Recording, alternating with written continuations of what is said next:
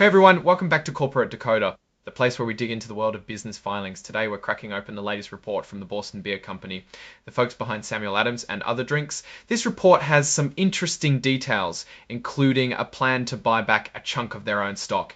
It seems like they're pretty confident in their future, but are they too confident? Before we dive in, if you're into getting the real story from these corporate documents, hit that subscribe button. We've also got a Discord community linked below, where you can chat with other smart folks about what's really going on in the business world. Let's start with the yearly meeting where the shareholders vote on important stuff. The Boston Beer Company had their annual meeting on May 14, 2025.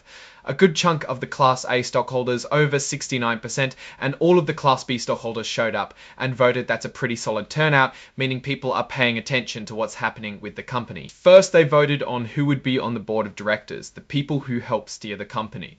Cynthia Swanson, Megan Joyce, and Joseph Jordan were all elected as Class A directors. For Class B directors, Samuel Calagione, Cynthia Fisher, Jim Koch, that's the founder, Julio Nemeth, Michael Spillane, and Biz Stone got the nod. So the key people are staying in charge, which suggests stability, at least for now. Next, the shareholders gave their opinion on how the top executives are being paid. They voted to approve the company's approach to executive compensation. Basically, they're saying they think the big bosses are getting paid fairly for the work they do. It passed with nearly 6 million votes in favor and 300,000 against. They also confirmed Deloitte & Touche as the company's accounting firm for the current year. This is a standard move, making sure the books are being checked by an independent party. Now let's switch gears to some decisions made by the board of directors. They appointed people to different committees, like the audit committee, which keeps an eye on the company's finances, and the compensation committee, which decides how much the executives get paid. These committees are important for making sure the company is run properly and fairly. Julio Nemeth was reappointed as the lead director, acting as a key link between the board and the company's leadership. There's also a note about Matthew Murphy, the Vice President of Finance, selling some of his company stock. He's doing this through a pre-planned trading plan called a 10b5-1 plan, which helps prevent any accusations of insider trading. He wants to diversify his investments.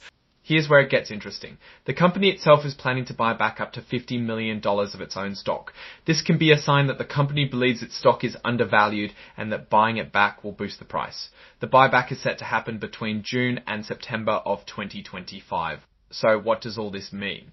On the one hand, you've got stability in leadership, shareholder approval of executive pay, and a stock buyback plan that suggests confidence in the company's future. On the other hand, you've got an executive selling off some stock, which could be for personal reasons, but might raise an eyebrow or two. Overall, the Boston Beer Company seems to be in a pretty stable position. They have a solid plan in place, but the market is always changing, and consumer taste can be unpredictable. Whether this confidence is truly earned is something only time will tell. Alright, that's our deep dive into this SEC filing. What do you think about the Boston Beer Company's plans? Are they making the right moves for the future? Let me know your thoughts in the comments below. If you found this analysis helpful, give us a like and subscribe for more. Also, don't forget to join our Discord community for more in-depth discussions. Thanks for watching, and I'll see you in the next video.